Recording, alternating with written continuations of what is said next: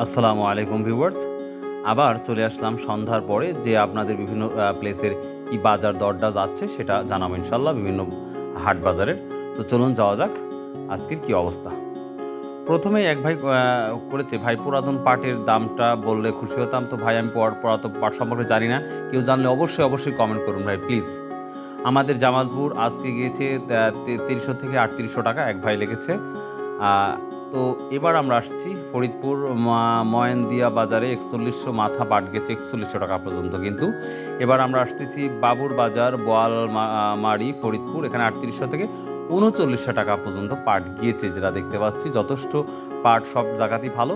কিছুদিনের মধ্যে ৫,০০০ টাকা হবে নিশ্চিত। এক ভাই লিখেছে কিছুদিনের মধ্যেই ৫,০০০ টাকা হচ্ছে পাটটা নিশ্চিতভাবে সে বলেছে।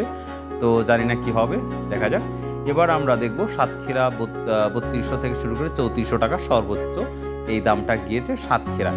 এবার আমরা দেখব অন্য একটি বাজার যে বাজারটা আপনার পরিচিত জুট এক্সপোর্ট হবে অ্যান্ড ব্যাগ হবে। অনেকজন বলেছে যে ভাই পাট দ্বারা জুট হবে মানে এক্সপোর্ট হবে এবং অনেকটাই আমাদের ব্যাগ তৈরি হবে, এই জন্য হয়তো দামটা বাড়তে পারে একজন বলেছে এক ভাই।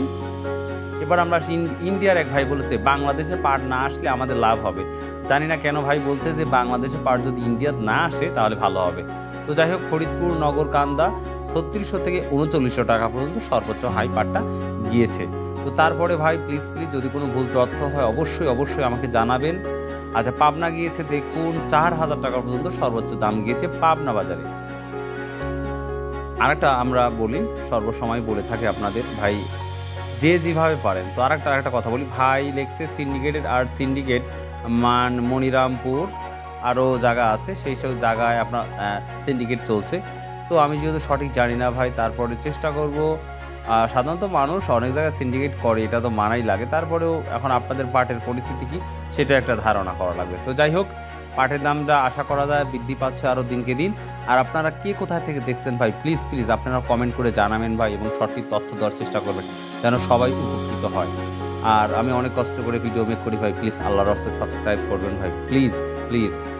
ভালো থাকুন সুস্থ থাকুন, ইনশাল্লাহ আবার সকালে দেখা হবে। আসসালামু আলাইকুম রহমতুল্লাহ।